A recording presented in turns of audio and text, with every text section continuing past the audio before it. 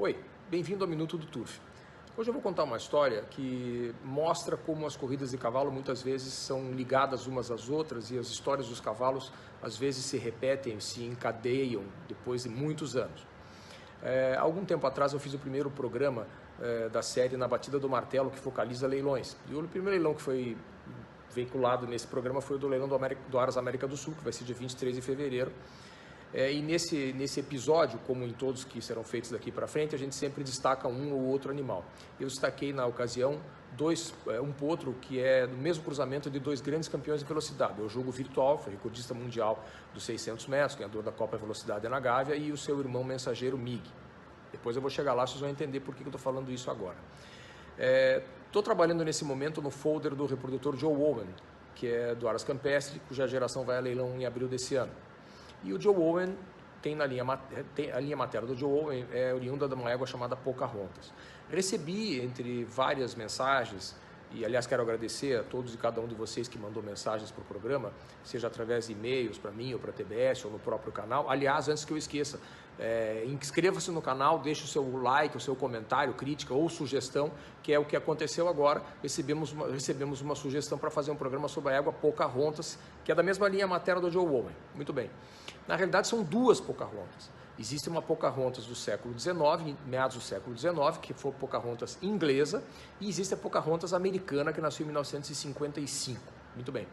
A Pocahontas inglesa é considerada uma das raras éguas Blue Hen, uma égua que teve 3 filhos que foram ganhadores de várias provas de grupo, e na época não existiam provas de grupo, são provas de grupo na nomenclatura atual, e que foram muito bons reprodutores na Inglaterra. Perdão. O Stockwell, que foi líder de estatísticas, se não me engano, 4 vezes na Inglaterra. O Rataplan, que foi um cavalo que ganhou 40 e poucas corridas, também foi reprodutor clássico. E o King Tom. King Tom foi segundo no Derby de Epsom, também foi reprodutor clássico. E o King Tom tem uma particularidade, ele está enterrado, na época, uma propriedade rural, hoje é evidentemente urbana, fica próxima aos arredores de Londres, que chama-se Wentmore. E na lápide do King Tom está escrito The Monarch of Wentmore, quer dizer, o monarca do Wentmore. Essa propriedade foi construída pela família Rothschild no século XIX e depois, por casamentos e, enfim, heranças, passou aos condes de Rosebery, um dos quais, inclusive, foi primeiro-ministro inglês. Mas o interessante é que nesse Aras, Wentmore, onde está enterrado o King Tom, filho da primeira Pocahontas, foram criados nada menos do que 5 ganhadores do Derby de Epsom. Bem, a Pocahontas humana, que originou tanto a inglesa quanto a égua inglesa quanto a égua americana, como vocês devem saber, é uma índia muito famosa na história americana, na história da colonização dos Estados Unidos, isso no século XVI, 15 ou 16, por aí, 16 ou 17. Ela era filha única de um chefe indígena da tribo Powhatan.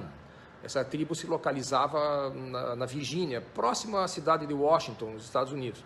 E ela era filha única, ela defendeu numa escaramuça que houve lá o famoso John Smith, e depois ela casou com um inglês chamado John Rolfe. Muito bem. A Pocahontas faz parte da história da colonização americana, enfim, e uma curiosidade que vem, outro ganchinho aí na história. A Nancy Reagan, mulher do ex-presidente Ronald Reagan, descende da Pocahontas. E o Reagan era republicano, como também o Donald Trump, que recentemente, agora, questão de semanas atrás, fez uma brincadeira nos Estados Unidos com a Índia Pocahontas, enfim. Então, essas histórias vão se interligando. Muito bem. A Pocahontas, égua, voltando agora à égua, que foi dado o nome em homenagem à Índia, evidentemente, que era filha única do chefe Powhatan e tal.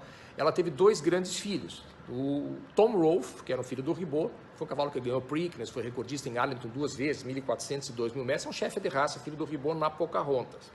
E o Chieftain, também filho da Pocahontas. Onde é que vai chegar, o que tem isso tudo a ver com o jogo virtual e o mensageiro Mig? É que o jogo virtual e o mensageiro Mig são netos maternos do Spark Chief. Lembram do Spark Chief? O Spark Chief foi recordista na Inglaterra, dos 1.000 metros, veio para o Brasil, foi muito bom reprodutor na cancha reta, e é o avô materno tanto do mensageiro Mig quanto do jogo virtual. E o Spark Chief é filho do Chieftain.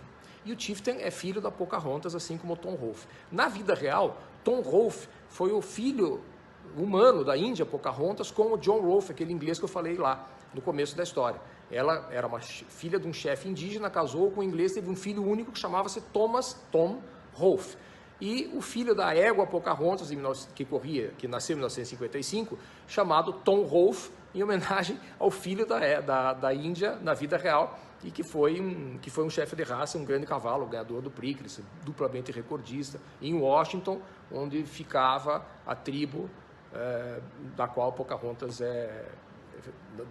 a Pocahontas pertencia. Então essa história toda envolve o episódio anterior sobre o leilão, o Spark Chief, o Chieftain, que significa chefe indígena, né? E que é filho da Pocahontas, assim como Tom Rolfe, que na vida real também era filho dela, e como reprodutor foi um grande sucesso. Tá aí mais uma história para vocês. Até a próxima.